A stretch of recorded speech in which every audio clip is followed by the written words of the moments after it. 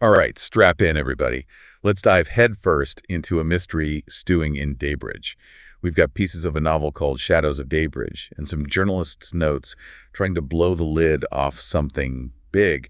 And both are about these murders that just set off all kinds of alarm bells. It's the way these sources play with what we expect that gets you. We're talking brutal murders, rituals, the kind of stuff that makes you double-check your locks at night, but it's like Daybridge itself is part of it. Oh, yeah, I get that feeling, too. Like the city's not just a setting, it's a character in all this, and not a nice one. We're introduced to these detectives, Ethan Reeves and Alice Chen, partners trying to untangle this whole thing. But Ethan's got a secret. Big one. He's a werewolf. Imagine trying to deal with that while solving murders that look like they're straight out of some ancient, dark ritual. So we've got occult symbols, nasty crime scenes. Are we heading into full-on horror movie territory? Not exactly. What's interesting is how they bring in this legend of the bridge ogre. This monster, they say, lurks under Daybridge's infamous bridge and snatches up anyone crossing at night. Hold on. So is there actually a monster on the loose or some clever human using that legend as cover? That's the question, right? And then you add in Nadia Marsh, this investigative journalist who's convinced there's a powerful secret society calling the shots. A secret society, huh? Now we're talking. Sounds like something a conspiracy theorist would dream up. Are we thinking Illuminati levels of shady dealings? It's got that vibe, for sure. And get this. Nadia thinks Mayor Granger might be tied in. Makes those re-elect Granger signs a little more, ominous. Okay, so we've got werewolf detectives, bridge ogres, secret societies, and a potentially crooked mayor. Daybridge sounds like a place you don't want to get lost in. Makes you think about power, doesn't it? Who's really running things in Daybridge, and what are they willing to do to stay in control? Yeah, those themes are bubbling under the surface of the whole story. Sure, there's murders to solve, but it's deeper than that. Like, is the darkness coming from Daybridge itself? Right. Is it the city that's cursed, or are the people living there making it that way? That back and forth between inside and outside forces, that's what makes this so interesting. So Ethan, he's not just dealing with a case, he's fighting his own demons too.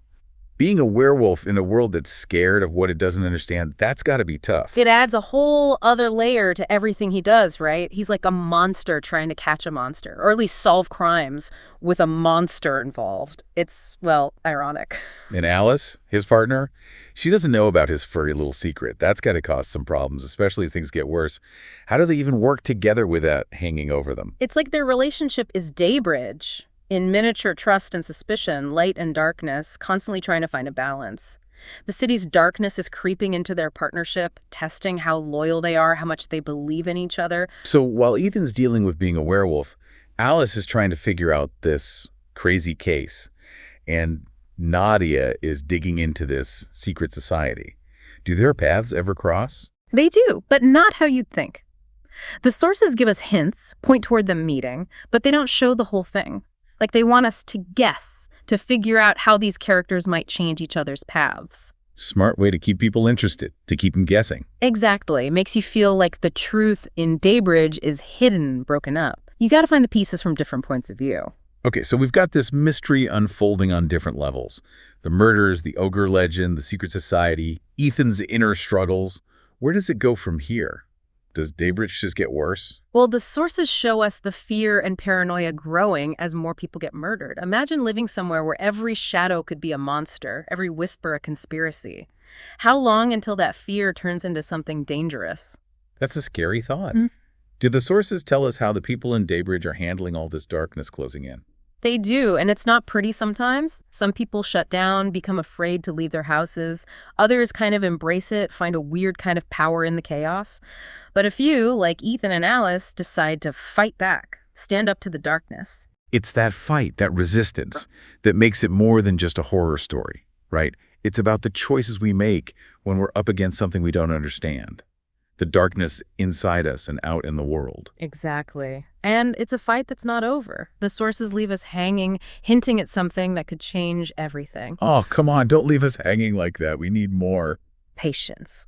We'll get into those details, figure out what this big discovery means in the next part. Welcome back. We're still digging into the shadows of Daybridge. Last time, we left off with a city on edge, murders, the ogre legend, and this whole secret society thing. I keep thinking about how they handled the detective with a secret thing in these sources. Ethan being a werewolf, it's not just a gimmick, it's like It's like a metaphor for the stuff we hide inside ourselves, you know? Yeah, that's a good point. You've got a classic detective story, but Ethan's inner struggles add another layer. He's not just trying to catch a killer, he's like chasing a part of himself, a monstrous part.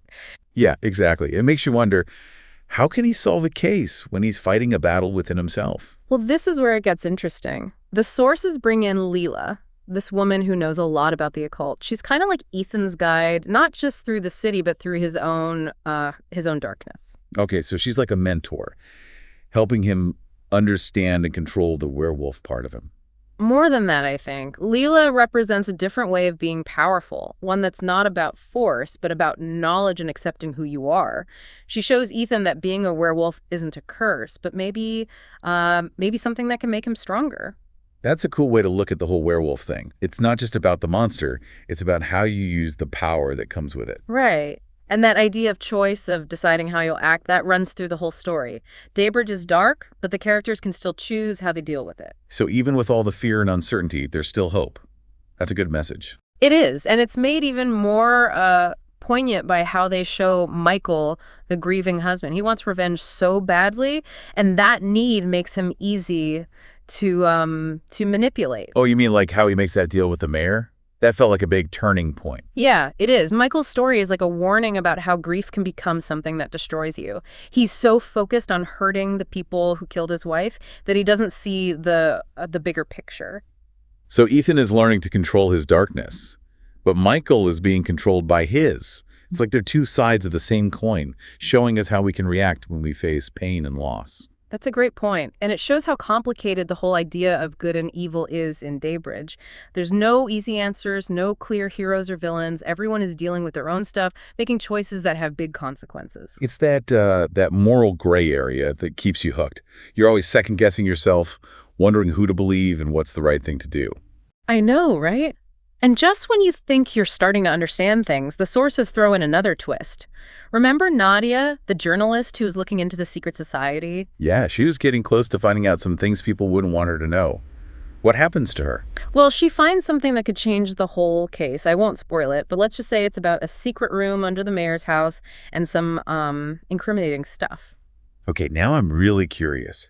Is this where the whole secret society thing becomes the main focus? It does, but not how you'd expect. The sources hint at a conspiracy that goes way beyond the murders and the ogre. We're talking deep roots, powerful connections, a really bad plan. So Daybridge isn't dealing with just a local problem. This darkness is bigger, it's got more influence. That's what Nadia figures out. The darkness in Daybridge is connected to something huge, something that could destroy not just the city, but maybe the whole world. That's a heavy thought.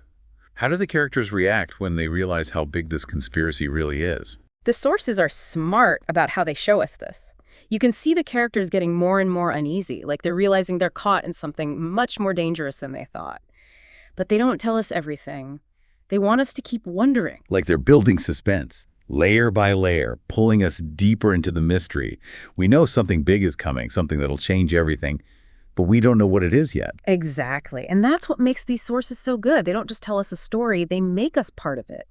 They make us guess, make theories, become detectives ourselves. That's a good point. It's not about just listening. It's about being involved. We're constantly trying to put the clues together, figure out what's really happening in Daybridge. Right. And that makes this whole deep dive so rewarding. It's not just about finding answers. It's about the journey, the process of finding the truth, even if it's scary. Okay, so we have a conspiracy that's bigger than Daybridge. A secret room under the mayor's house and characters who are realizing they're in over their heads. What happens next? Does the story move toward a confrontation? The sources definitely suggest things are coming together, heading for a clash. All these different parts, the murders, the ogre, the secret society, Ethan's struggle, and it all seems to be going toward one big event. Well, you're not going to give us any spoilers, right? We'll have to wait for the next part to find out what happens when everything collides. You got it. We got to leave some mystery, right? But I promise the next part of our deep dive is gonna be intense. We'll uncover the rest of the mystery, explore the implications of the conspiracy, and get into the shocking events that decide the fate of Daybridge. All right, we're back, ready to finish off this Daybridge mystery. We've got werewolf detectives fighting their own demons, a secret society with its fingers in everything, and it feels like something really bad is about to happen. You know, in this last part, what gets me is how the source has changed from whodunit to what's going to happen kind of tension. Yeah. It's not about finding the killer anymore. It's more about how our characters choose to act when everything's going dark. Right. It's like the mystery turned into a straight-up thriller. We've got Ethan dealing with being a werewolf, Alice caught in the middle of it all, and Nadia uncovering a conspiracy that's way bigger than anyone thought. So where does it all end up? Well, the sources kind of point us to this abandoned cathedral outside Daybridge. It's like a symbol of good and evil clashing, a good place for the final fight, right? Abandoned Cathedral, got it. So who are the big players in this last part? On one side, there's Ethan, Alice, and Leela, this weird group thrown together and now trying to stop the ritual, whatever it is. They're like Daybridge's protectors, even if they don't really get what they're up against. And on the other side, Yeah. I'm guessing this warlock guy, Damien Blackwood, and his creepy crew are involved, right? Yeah. Are they the main villains here? Well, the sources make it more complicated than that. Yeah, Blackwood's powerful, and his ritual is causing a lot of the trouble in Daybridge, but it's not clear who's really pulling the strings. Right. We can't forget about Mayor Granger. He's been acting suspicious from the start. Does he finally show his true colors in this last part? Oh, he does. And it's not just a case of corrupt politician working with evil. It seems like there's more to it, like a personal connection to the ritual, wanting power more than just being mayor. So it's not a simple good versus evil fight. There's a power struggle going on within the darkness itself. That's pretty interesting. Do the sources tell us anything about the ritual? Like, what's it for? What are they trying to do? Just bits and pieces, enough to make us curious. There's talk about opening a gateway, connecting our world with something else, something old and powerful and very hungry. Okay, now that's creepy.